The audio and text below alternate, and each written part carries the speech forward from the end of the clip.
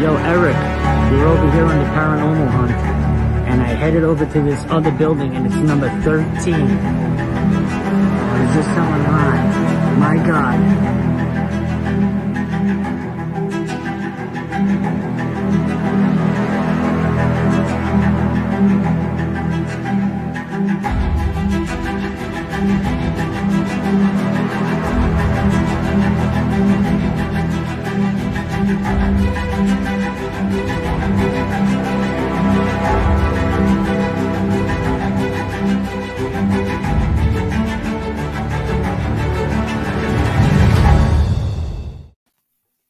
It's a Christmas miracle, people, that I'm actually sitting right here doing the show for you wonderful people. I even emailed Anthony last night, said I actually have something I have to do in the morning. But you know what happened, guys? Overnight, we had one of the biggest ice storms we've had in Washington in a long time, where all airplanes are canceled.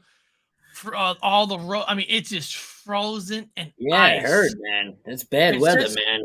And since I was sitting there doing nothing, I thought, you know what, I'm going to put together a fast little Christmas kind of a thing. And so I've been going through videos all the way up to the moment to see what can I show, what I'm not allowed to show, because believe it or not, Christmas is about love sharing, right? Not YouTube videos. A lot of those Christmas videos, nope, blocked. I'm not talking about copyright. I'm talking about blocked. Talk about not getting the Christmas word out. It is what it is, right? It is what it is. Sucks. Now, the title is, Can Science Prove the Existence of Santa Claus? Is Santa Claus real? Is he not? What is the science if he is real? Can he deliver presents? I don't know. I mean, can a person really do that? I mean, I can't see doing it without time traveling or pausing time. So I do got some, I got a few videos, but they're more like they're nothing paranormal. They're nothing cryptid. They're just kind of a fun, the secret science of Santa, the secret science of Santa Claus, because we're just here having fun. Because I want to know why that guy right there, how is that man even able to give everybody coals through the night? Milk and cookies.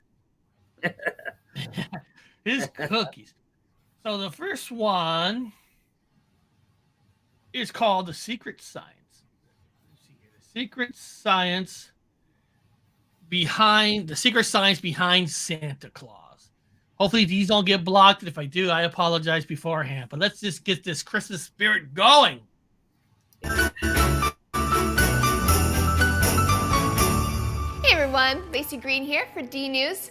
When I was a kid, I had a really hard time believing in magical things. My friends would write letters to Santa Claus and make him cookies, and I'd be like, guys, sorry to burst your bubble, but he's not real. Yep, what? I was that kid. How does he visit so many kids so fast? How does he know if I've been good or bad? And I mean, you've never even seen him, have you? Have you been a bad girl? Because Mr. Santa is going to have to make a visit. Because I don't like bad people.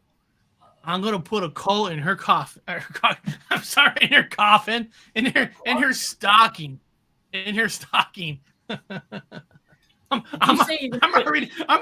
already putting her into a coffin. Man, coal in a coffin? I know. Where's your brain? Like, what? This is a meat Christmas show. The imposter at the mall doesn't count. These are important questions, right? Questions any good skeptic / scientist / killjoy might ask. And guys, I'm gonna keep it real. In recent years, I've learned the truth. Santa Claus is real. My 10-year-old self just didn't understand the cutting-edge technology Santa's using to make it all happen. See, figuring out if you've been good or bad is surprisingly simple for Santa. Technology to watch you without you knowing has a... Now, technically, so in theory, how do you consider somebody who's good or bad? I mean, some people might think what Anthony's doing dressing up Santa is a bad thing. He's, he's personating Santa. But the good person says, well, how do you know Anthony's not Santa? How do you know Unidentified S4 is a cover-up? So is he Santa? Is he not sure Santa? Am jolly. Is he jolly? No. Is he jolly. bad? Or is he good? These are things that we're trying to discover on this Christmas Eve day. You know what's funny? Real quick. My daughter had a bunch of friends over, and she goes, I can't wait to Friday, Christmas Eve. I'm like, I thought Christmas Eve was on Saturday. Oh, no, Friday's Christmas Eve. I'm like, is Christmas Eve a thing? Eve. Apparently, it's a thing with kids. There's even now Christmas Eve. I'm like, man, what are you supposed to do on Christmas Eve? Usually on Christmas Eve, depending on traditions, usually you have dinners with families. Then, you go back home to Christmas Day and do your own gifts. But what do you do on Christmas Eve? I never heard of that. I didn't know, but my daughter, they also, I'm saying, are you serious? Christmas Eve is a real thing? But do you eat fish on Christmas Eve at your house, Eric? Usually the two main dish for Christmas is either a big ham. Christmas Eve, what do you guys do? Fish? No, actually, I'm sorry, I messed up. On Christmas Eve is usually a ham, or we do a ribeye roast. Oh, because I'm Catholic. I'm Catholic. We're not supposed to eat meat on Christmas Eve. Oh wow! See, on Christmas Day, honestly, we don't plan dinners because it's where people with presents. Who knows what? Cause a lot of times in the past, my daughter used to, they're so nervous. It's so weird. They're so nervous about Christmas the next day. They kind of stay up. And when they actually open up presents, they go back to sleep. So we don't usually plan. We have food, of course. But the dinner is usually on Christmas Eve. Now, this year, we're supposed to go to my wife's sister's house and all that. But with the icy roads, man, who knows? Guys, look up Seattle. You got to remember, people. Seattle's not like some of these big cities or Chicago, New York, stuff are used to snow, and they have the equipment to deal with the snow. They have limited equipment. So if they do put salt on the roads, most likely it's not in your backyard. And getting out of your backyard is where the most challenge is. Well, let's see what this cutie girl has to say. Man, if I was Santa Claus, maybe she could be Mrs. Santa. Hopefully the wife didn't hear that. Sorry. Existed for decades. I'm talking robo-roaches who have had their brain replaced with a tiny microphone and camera. A tiny chip in your winter cap, maybe? Oh yeah, Santa knows what's up. And it's not as if he's keeping a big old list on paper like they show in the movies. Nah, man, Santa is not living in the dark ages. He's got a huge database with complex, naughty, and nice algorithms running alongside all of his surveillance technology. To get all the children their gifts in time, Santa's gotta go 650 miles per second. On a regular sleigh, this would require the reindeer to endure 14.3 quintillion joules of heat. They would burst into flames almost instantaneously. Santa himself would be pinned to a seat with 4 million pounds of centrifugal force. How does Anthony do it? Is no run-of-the-mill flying sleigh. He rides a custom-made aerodynamic sleigh of honeycombed titanium alloy. The whole sleigh is then enveloped in an ion shield of... Damn, Anthony, you fly with all that technology. Hell yeah. So when people see that UFO in the sky, it might be you testing out your sleigh. I'm sure you got to test it out before you actually fly out the day of, right? Well, it used to be me and the ZZ Top brothers, to try to trick everybody. I used to bring ZZ Top up in the sled with me, We used to do everything together, but this year I'm riding solo. I'm dressed, man. You know what I'm saying? Oh, God, I love ZZ Top. Charged particles, allowing him to go faster than the speed of light. Aboard Santa's sleigh, you might think there's a huge red bag of gifts, but you'd be wrong. It's actually a highly specialized transportable nanotech factory. Within that bag, old wrapping paper, candy canes, chimney ash, cookie crumbs, they're being broken down to their base elements and rearranged to quickly produce video games, Legos, walking, talking dolls. As the atoms of each toy are arranged for rapid delivery, Santa slips on his ultra lightweight metamaterial invisibility cloak with the ability to manipulate. Whoa, hold on. Santa, I gotta ask you this. Uh-huh. What if 2:00 in the morning. I don't know. I'm in the bedroom with the wife. Do you sometimes go invisible and check out people's rooms?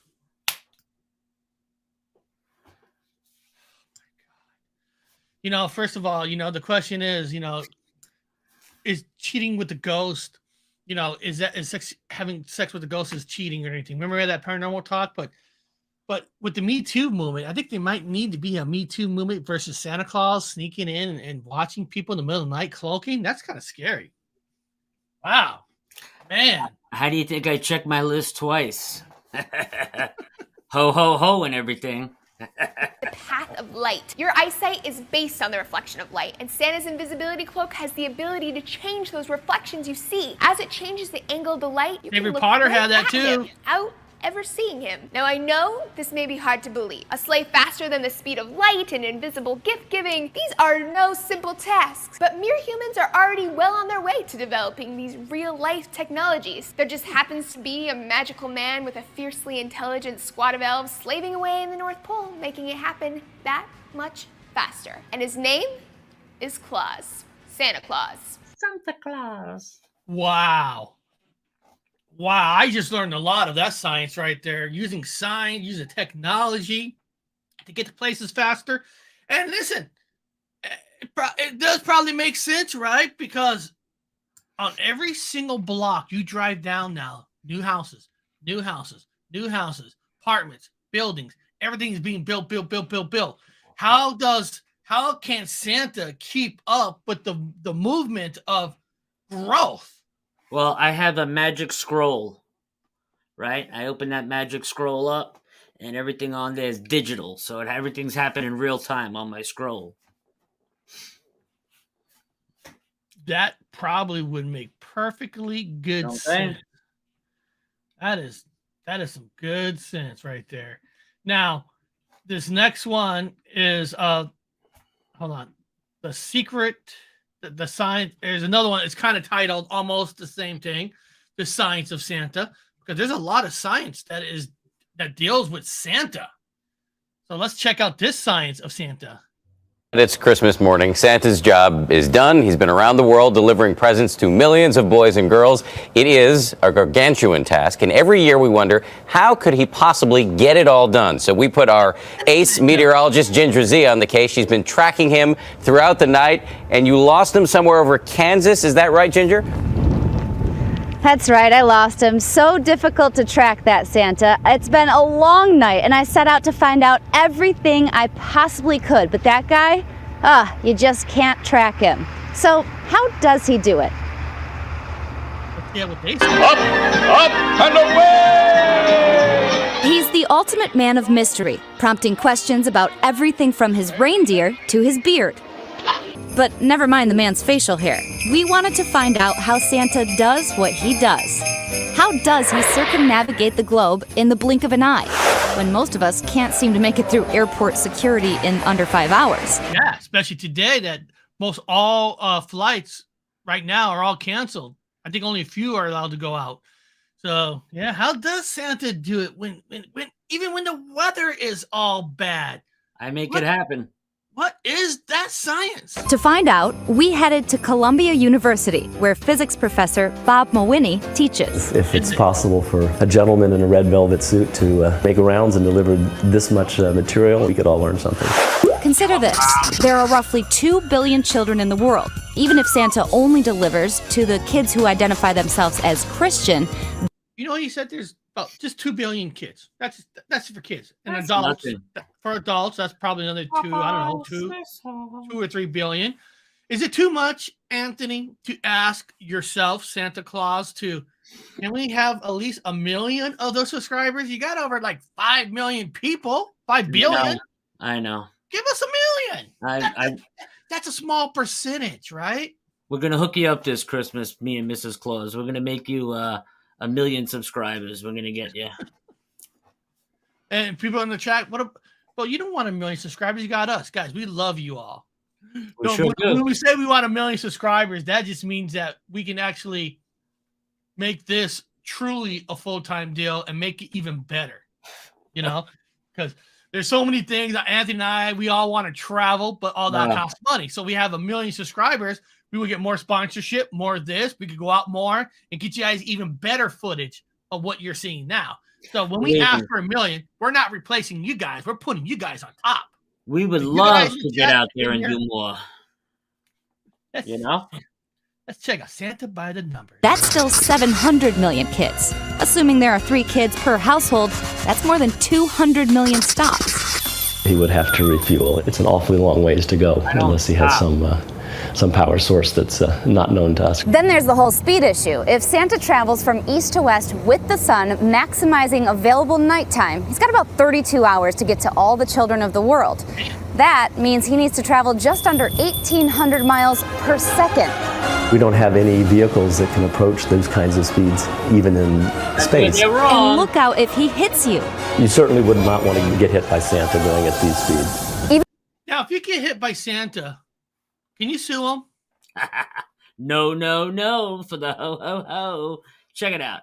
I don't stop. I just fly over the home, and whatever the little kids wanted, I magically sprinkle them down, magically into the home. And that's it. I got a little elf, sits in the back and just throws the stuff out of the bag, and it magically enters the home. All we have to do is fly and circumnavigate the globe. That's it. It's all magic. It's all magic. Wow. You know, one of the shows that I love on Amazon where I fell in love with it, it's called The Boys. And the very first scene of this guy can run like Flash so fast, he's like the version of Flash in the show The Boys, and he just runs into this guy's girlfriend, and her body just splattered. Oh, that was everywhere with that speed, and he doesn't even really stop. He's like keeps going. He knows what he did wrong, and man. When I saw that scene, I'm like, this is the show for me. Imagine Santa Claus. I mean, I'm sure they won't admit it, but I'm sure Santa Claus probably ran it through a lot of people and they just splattered and they couldn't even find their bodies. But probably the reason why Christmas is the color red is everywhere. Why do you think all those mommies make me milk and cookies? Ho, ho, ho, baby. Even if he optimizes speed, there's still the matter of weight. How is he going to get all the presents off the ground? Say each kid gets a Transformer. It's about 1.5 pounds per child. That equals 461,300 metric tons. Now that's some extra baggage. Our expert's opinion? So you might want to stash the toys at various places around the globe rather than carrying them all at once. That leaves the cookies waiting for Santa at each home. Assuming 2 cookies and a glass of milk add up to 308 calories per household, we're talking about a consumption of 72 trillion calories in just one night. Guess that explains why you might spy a rotund man with a white beard at the gym in the new year. So calories in the trillions. Wow. Man, Santa's she's an getting amazing cold guy. for Christmas, that newscaster, man. She tried to ruin it for the kids this year. Cold for her. People, you'd be surprised, too, how many articles there are about the science of Santa. Watch, I got an article right here. This one, and I got another video of the evil brother of Santa. But for a second, can Santa Claus exist according to the laws of physics? I love this cool visit. Santa Claus Christmas Eve trips and can Santa be real and deliver on his promise? The question is tricky, as the science debate shows that the classic scientific fight began once again. You know, there's I'll put this link in there for you guys. I'm not going to read this thing, but I'm going to put it in the link in case you guys want to check out this webpage and they try to prove on basically how can, Santa exist. I mean, it's very, very interesting. 300,000 species of living organisms yet to be classified. Isn't that really right there? Just right there. Isn't that so cool to learn? 300,000 species of living organisms yet to be classified. Just have faith and believe, and I will come. And And then rate of 3.5 children per household. That's 91.8. So the average household has 3.5 children. Mm. And of course, 31 hours of Christmas work that takes to fly. We saw that in a video. We saw where Santa Claus is 650 miles per second, 3 times the speed of sound. That's pretty fast. Maybe Maverick is actually Santa Claus because he can go fast. That man somehow finds the way to go fast. But he's not Santa Claus because Anthony wouldn't have a job. I've been to Top Gun school. Santa Claus been to Top Gun school. Plus my reindeer. We know what we're doing. Santa, we know when you visit houses, you are the Top Gun. That's right. You know, the wife's like, don't worry, honey. Go to bed. I got it all taken care of. Oh, ho. The believer argument. And there's actually a believer argument. So it's a pretty cool website. You guys get a chance to look at it. It's kind of cool when you see sites on where they try to fight to prove something. But for every good person, there is a bad person. Santa Claus has an evil brother. Krampus. Bastard. You guys ever heard of Krampus? Well, I'm going to show you guys a video of Krampus. Now, the thing is, one of the things I always try to do is when I look for videos, sometimes I don't just look for videos that are recorded here in America. I like to hear different people speak and all that. I support the world. So you know, this guy might not be the smoothest person in the world, but I like his take of the story of Krampus because I believe to be one world, we all need to listen to each other. Doesn't matter how we sound. You know, I don't sound like a New Yorker and he doesn't sound like a West Coast, but together we're magical. What Christmas is all about. So this is the story of Krampus, who eats children. Meanie. Eats children.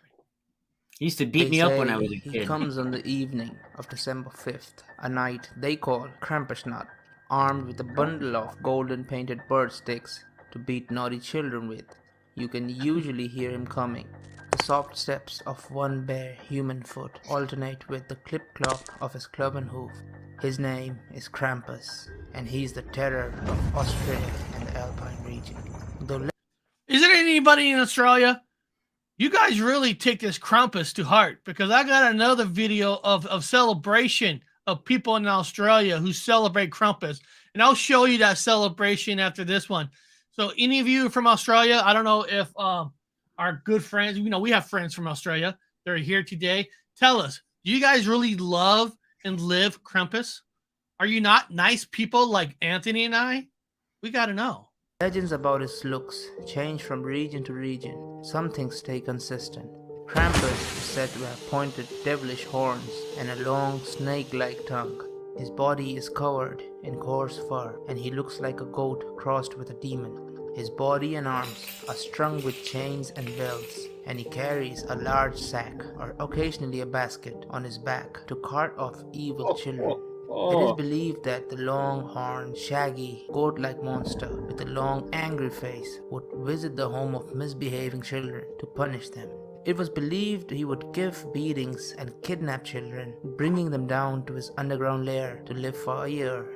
According to centuries-old legends, if a child misbehaved, Saint Nicholas, in his omniscience, would know and send his associate Krampus. It was said that his dark partner with a serpentine tail would turn up to the house during the Christmas season to punish the wicked child. Hold on a second. Before we go forward, Santa, what is the borderline of saying somebody is not being good to get calls or be visited by Krampus? What is that threshold? I mean, do you have to do 5 bad things, or depending on what kind of bad things it is, Santa? You have to be a bad kid all year long. If you're a bad child all year long, then you get put on the naughty list. Or if you commit a violent crime, you automatically go on the naughty list. There's no forgiving. Stealing, cursing your parents, being rude, being bad in school, automatic naughty list. But now that's for you to give them calls. But how bad you got to be visited by Krampus? Oh, you rob a store, You steal your brother or sister's Christmas presents, my brother's gonna come get you, and he's a mean, miserable guy. Miserable. Now, this is just a rumor. I don't want rumors to start here, but there is a rumor that we can know a guy named Ron who's actually Krampus. I can't prove it, but somebody said, listen. Ron's been gone almost all week. He showed up one time on here. I think you got it mixed up. He's not Krampus. He's Krabass. Oh, okay. Okay. We got to do a show on that character.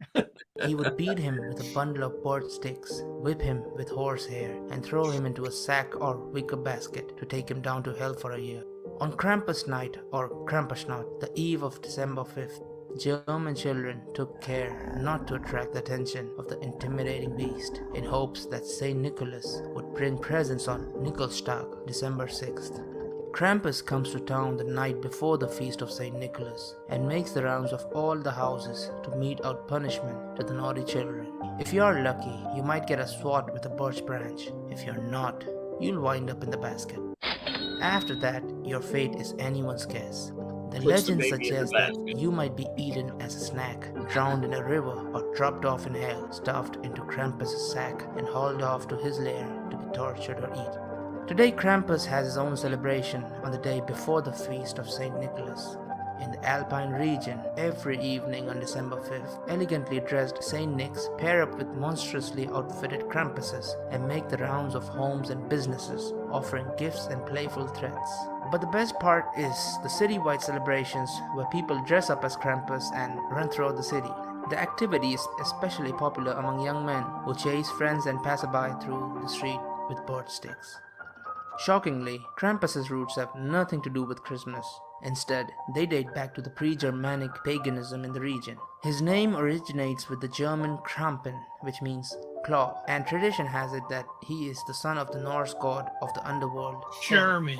During the 12th century, the Catholic Church attempted to banish Krampus. They even have evil Christmas because of his resemblance to the devil. The legend of Krampus isn't in fear of dying out, as it is in fact gaining in popularity. It is good to remember that Krampus, while appearing to be a demon, is not the anti-Santa, however.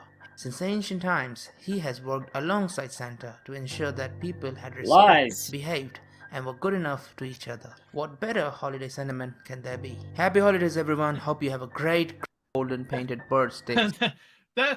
You know, I don't know why I was thinking like movies like Lethal Weapon, you know, buddy systems. You know, you have those good partners, buddy system, 48 Hours with Eddie Murphy and I can't remember the other guy's name. Nick Nolte. Nick Nolte. Santa and Krampus. That would be a good kind of a movie. Make it where they're a buddy system flying around and you take the bad kids, I'll take the good kids. and they're actually partners up. So maybe it'll show Krampus like hurting the kids, but maybe he's the one that does the coals for Santa. He puts the kid in the basket, or he gets the coal again. But you know, but in the video's not kidding, man. Australia has parades of that. Because watch, I mean, look at this parade of well, you just saw a little bit there, but here's a little bigger video of that.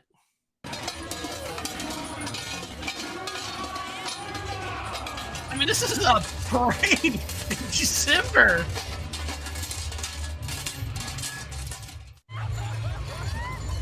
Look at that. Dude, that got to be on our bucket list.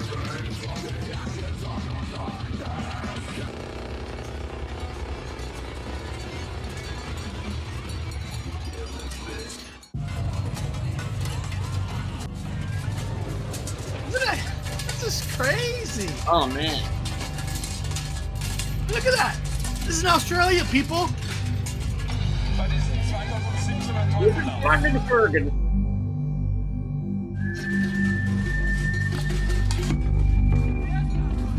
And it says the age-old Australian tradition is gaining popularity with international tours.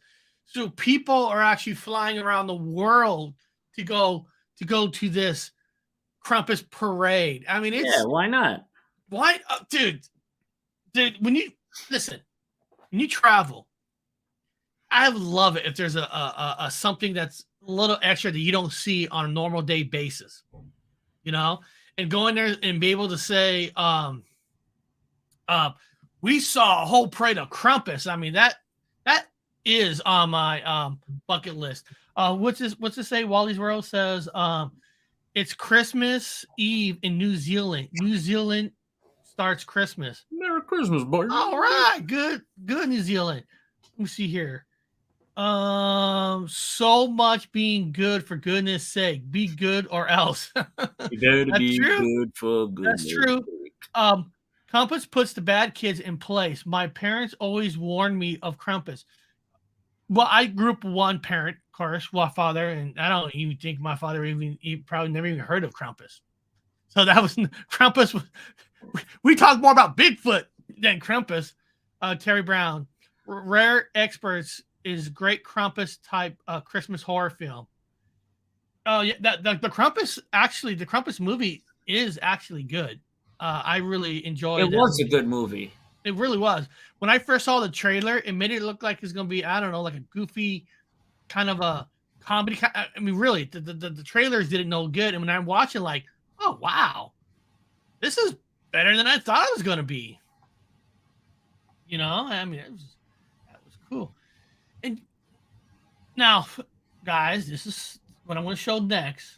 It's all for fun. Believe it or not, even in Christmas, there's actually Mandela effects for Christmas.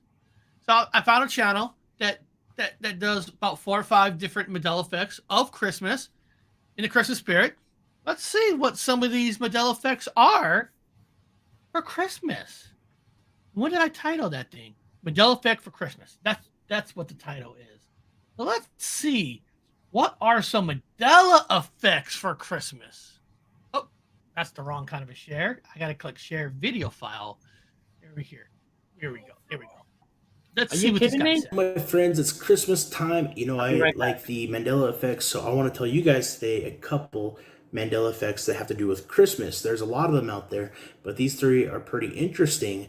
There's one of them that really stands out to me. But before we get into that, let's dive into the other 2. The first one that I don't really think applies for me, but it might apply for you, is the Grinch Who Stole Christmas. So what people remember in this alternate reality is that the title of the story was called The Grinch Who Stole Christmas. In reality, it's actually called How the Grinch Stole Christmas. So guys, on that one, what do you guys remember? Honestly, on that one, I always remember How the Grinch Stole Christmas. I never had it in my mind that it was called The Grinch Stole Christmas. And not saying that's not your memory. That could be very well your memory. But I'm very curious what all you find people in the chat. How do you guys remember it? How the Grinch Stole Christmas or The Grinch Stole Christmas?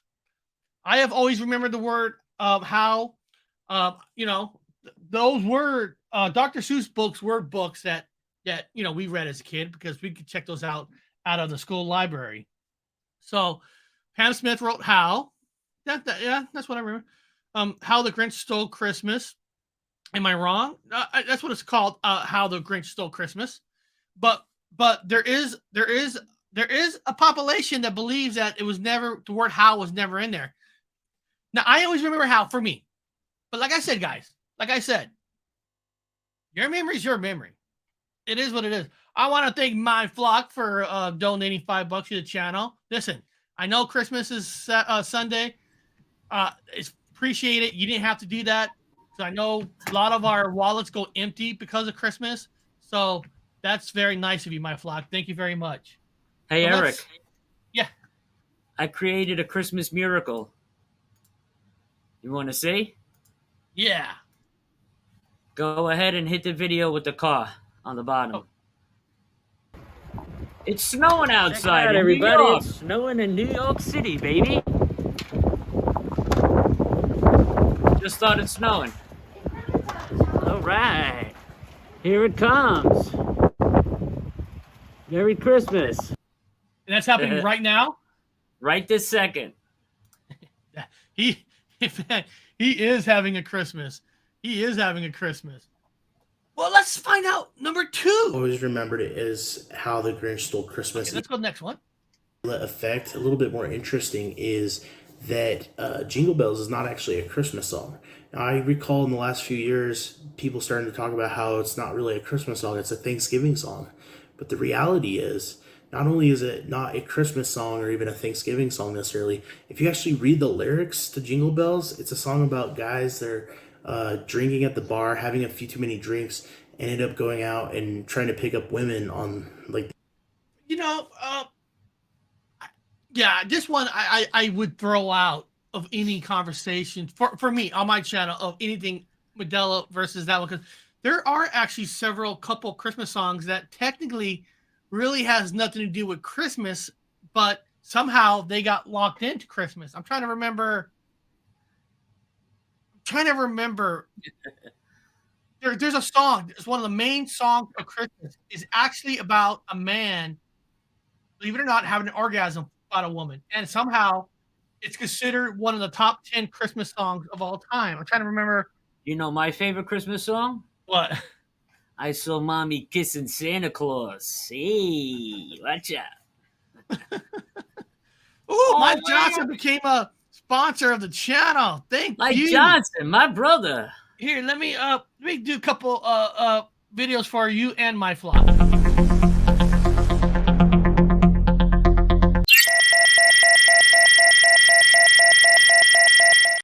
Ho, ho, ho, how you Christmas to doing and everybody. whatnot? I'm trying to think of that song. Top 10 Christmas. Jingle Bell Rock. Grandma got run over by a reindeer. 10 best Christmas songs of all time. Dominic the Donkey. Christmas Wrapping the Waitress. Never heard of that one. Merry Christmas Means to Me, Steve Wonder. All I Want for Christmas Is You. That's what all the women sing to Anthony to Santa Claus. Every time Anthony goes into a house delivering presents, every housewife comes out and says, "All I want for Christmas is you."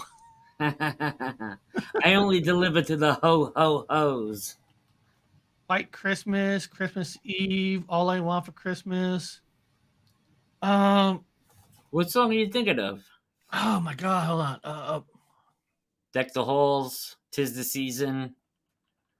Grandma got run over by a reindeer. Chingity ching.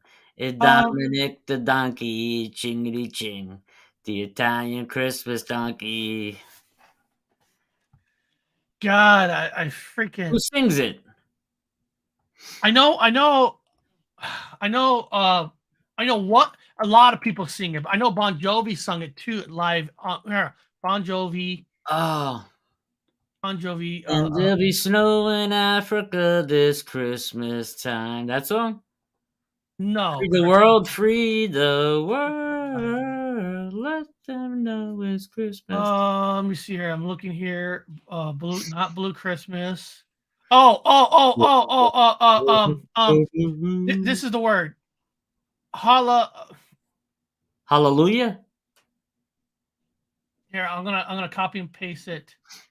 God, this is here we go. It's this one right here. I put it right there in the chat. Hallelujah. Yeah, that one is actually about man saying hallelujah, having Hallelujah. It's actually about having sex with a woman, and the song is really. No, it's not. Yes, it is. Look up the history of it. Type it in. What does that song really mean? That's a church song, bro. Hold on. What? Hold on. What does the song... I know there was a sacred chord where Jesus played and he pleased the Lord, but you don't even know how much that hallelujah mean. Let me see here. Is it a religious song? It's a vehicle showcase arranged. It means Christmas effect. It really isn't a religious song at all. Oh, it's really? the story of a love gone wrong with some religious imagery splattered in. So that's what I'm talking about. There is a thing that it's really not a religious song at all. There's just some stuff that and it's really about there's a whole thing on it. You got to look it up. We could do a whole show on it, but apparently it's not really supposed to be a Christmas song. It just has some Christmas elements in it, but it's really about a man and a wife. and have the hallelujah. Because, baby, I've been here before. I know this room. I've walked this floor. I used to live alone before I knew you. I've seen your flag on the marble arch, but love is not a victory march. No, it's a cold and it's a broken hallelujah. Then he says hallelujah 5 times. There was a time when you let me know, really going on below, but how you never show it to me, do you? Hallelujah, hallelujah, right? Maybe there's a God above. As for me, I seem to learn from love is how to shoot someone who outdrew you. There's nothing about sex in here, bro. Oh, I stand before the Lord. I don't know what hallelujah song you're thinking of. I know. Okay, hold on a second. But if you found a sexual hallelujah song, I'll play it tonight.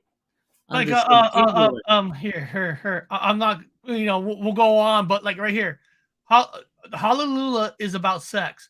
I mean, there's stories about what the song is really it's really about. But like I said, we don't care. We're just having fun, guys. We're all just having fun here. What church you going to? Slays is the Grinch. It was actually my wife who brought that up, saying, that's, it's really known in some of the communities. It's not a Christmas song. It's about a man. Really? I don't know. I thought it was. I believe you if it says it. I mean, that's crazy. They sing that song in church. It is. But guys, if you guys look it up, there is articles about how it's not really a true Christmas song. But regardless, let's hear the next Mandela effect of Christmas. I remember it one way, and then it goes another way. A poem from 1823. Let's get off Jingle Bells. Called Dash. Here we go. Actually lists out a bunch of the reindeers. And you might remember Santa's reindeer being called Dasher, Dancer, Prancer, Vixen, Comet, Cupid, Donner, and Blitzen. If so, you're experiencing the Mandela effect, because in fact, Donner is actually Donder and Blitzen is actually Blixen. You see, the poem first appeared in New York newspaper on the 23rd of December in 1823, and it was kind of controversial. There was a lot of mystery around it, where it actually came from. To be completely honest with everybody in the chat, probably a typo. Well, to be completely honest, I never knew all the reindeer names in the first place. I mean, honestly, the main reindeer I always knew was Rudolph and Donner. I mean, I know there's some names. So any name changes for the reindeers, I could not even give you a hint. Mostly I know is Rudolph. Well, let's see. Anything else? Or, Rudolph the Red. Oh, Rudolph. The last 2 reindeer. This is all before, Rudolph the Red-Nosed Reindeer, of course. The original poem only names 8 reindeer. No mention of Rudolph, of course, because he was added like a century later after the 1823 poem when he first appeared in. Well, actually, Rudolph was created by corporations to sell. Yeah, I think it was Sears and Roebuck. It is Donder and Blitzen. Those were the original. I think over time it changed to Donner and Blitzen. Yeah, because they're more common names. You know what I'm trying to say? It could be, yeah. Like I said, I never follow, and honestly, even when I heard those names, I never looked at the spelling of their names. So I would just be making up something. That's why I can't really question that one at all. The 1939 story, Rudolph the Red-Nosed Reindeer, and then there was 9 of them, and his famous song was going to hit the world in 1949, and it became a #1 hit. And that poem, if you don't recall, that famous poem where these reindeer were introduced, it started out something like, "'Twas the night before Christmas, when all throughout the house, not a creature was stirring, not even a mouse." I think you've heard it. I've heard it. So that's crazy, my friends. Now, anything else? Before it, my friends, I hope you're staying warm. Okay, that I was curious. I was curious if there was some Mandela effects in Christmas. So I guess the main one was Jingle Bells, more of a Thanksgiving song. I mean, I don't know. Listen, when they made these songs, the guy could have made it during Thanksgiving, but sometimes when the snow's out there, you link it to Christmas and it becomes Christmas. So I don't really think that one's anything major. And the names of the deers, I don't know. I never followed how the spelling names went. I just, I know Rudolph, Donner, and all that. And how the Grinch Stole Christmas, I always remember it as How the Grinch Stole Christmas. Some people do say that they don't remember the word "how" being in there, which okay. I mean, Hey, like I said, your memory is your memory. So, everybody, so Anthony, Christmas is coming up. This is now, we're going to give you guys a bonus Christmas video, not about Christmas. Something that Anthony showed me before the show is pretty cool, amazing. So, as a Christmas gift from us to you, here is a UFO sighting. Check this out. Theory. So before let's play, do you want to mention anything about it first? No, they'll see what it is. It's just a cigar UFO. Oh, Terry Brown, thank you so much for attributing. I know. Merry Christmas, Terry. Bigfoot, Michigan Rob, good to see you, bro. Oh, Michigan Rob, yeah, he's an awesome guy. Just yesterday after our show, we did yesterday on the Bigfoot. He actually had Space Out Radio. God, forgetting his name, the main guy. Oh, he was a guest on his channel. Jesus. Oh my God, I hate having those brain freeze. You know, I can't remember. I don't you the hate guy that? with the gray hair and the glasses. I just can't remember his name. I know, I hate that. I hate that. Maybe I'll play this video. I'll find that one. So here we go. This is a Christmas extra gift for you.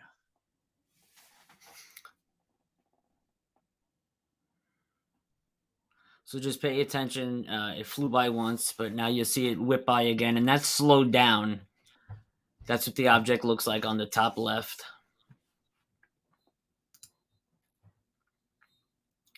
So I'll go ahead and I'll stop it for you on the object.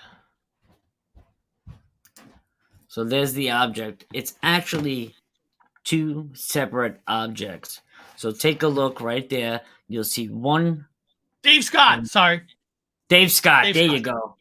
It was driving me nuts. Dave, yeah. So it's two separate objects, one in front of the other. And at full speed, they kind of look like they're spinning around each other very, very, very fast. But yeah, this was caught after a lightning storm. And yeah, just a really cool catch. And my friend Mick, in London, he caught a similar one just yesterday in London. And all throughout the background here, there's very faint objects flying around as well. But these cigar objects are all over the place, and it was just cool to catch. You know? What if that was Santa testing out his gear? Could be Santa. That is. Yeah, Dave Scott's a good guy, man. Oh man, you know, I don't know if Dave Scott would do it. I don't know. Just this is not giving anything away. When I combine all 8 cartoons together after the 8th one, my guy is making me like a beginning intro, you know, because when you try to get a cartoon made out of it, you got to have an intro and ending, and the intro is going to be kind of like the Twilight Zone, talking about this journey. And I was like thinking to myself, wouldn't that be awesome to get Dave Scott voice as like that Twilight Zone voice to give me the voice intro when I combine all 8 cartoons together. Don't know if Dave will do it, but he's got that voice. Him and Big Willie. Willie's got the best voice, man. They got that radio awesome voice that it's a gift. It's when Big Willie can talk about farts for 30 minutes and that voice, and it'd be like so intriguing. You would sit there and listen to the whole show. Oh, yeah. Michigan Rob, it's like the idea is the intro is just like Twilight Zone, where the guy speaks about going into the Twilight Zone. The same theory about that to the cartoon. And I'm just thinking, Dave Scott voice, it'd just be so killer. Because believe it or not, one of the guys that does a voice for us is connected to a streaming service that does show stuff kind of like what we're doing, and might get hooked up. But like I said, but the deal is it has to have an intro and it has to have an ending to be able for anybody to look at it. There is a 5th dimension beyond that which is known to man. It is a dimension in a vast space, as timeless as infinity. That's the Twilight Zone. Yeah, that's the idea behind it for the intro. But It of is course, the I got to middle find out ground how between long light that and intro shadow. is. It's fun. That would sound great if he said that. Wouldn't it? That's what I'm saying. You know, there's only like two, and you know, and not that we love Big Willie, but he's actually already a character in one of the cartoon characters. You know, Yeah, he's a the Viking 5-foot ogre. ogre. Yeah. And you know, that's why I wanted somebody else to do that. And I'm thinking, God, Dave He's the Scott's Viking got that ogre. voice. Some people got that golden voice. What happened to us? How come we don't have that where we can just turn that golden voice on? Actually, I bet you if Anthony and I had like a children's book and he reads it to you in the New York That's style. so funny that you just brought that up out of the blue. Yeah. But yeah, just thinking you put it. Me and Mike Johnson, literally a week ago, me and Mike are in the middle of discussion right now of how we're gonna, get this going. But we're looking to write children's books about UFOs, Bigfoot, and stuff like that. And you just brought that up. That's pretty cool. Hey, guys, why not? That's so cool you brought that up. Why not? I mean, there's so many different people out there that making children books. It's well, Mike Johnson's extremely talented, man. He's an extremely talented dude, Mike. One of the crazy things, real quick. I know this is way off topic. That I was shocked to hear that this guy is making children books. Nikki Sixx of Motley Crue. I'm gonna type it in. He does. He remember he did an interview about him and his wife doing children books. Really? Let me see here. I'm gonna type it in. Nikki Sixx children books. Okay, here we go. So don't know if you've released it yet, but here we go. Share screen. And this is right here. Says here, Motley Crue bassist Nikki Sixx has revealed that he is planning to release a children's book in 2022. Me and my wives are working on a book about little girls who goes to all these countries in her imagination. Now, did the book ever came out? Because 2022 is almost over. I wonder. He said he's writing it. I know sometimes it, let me see. I'm just curious if it came out yet. Why don't I just type in is Nikki Sixx book is out yet? Is Nikki Sixx children book out yet?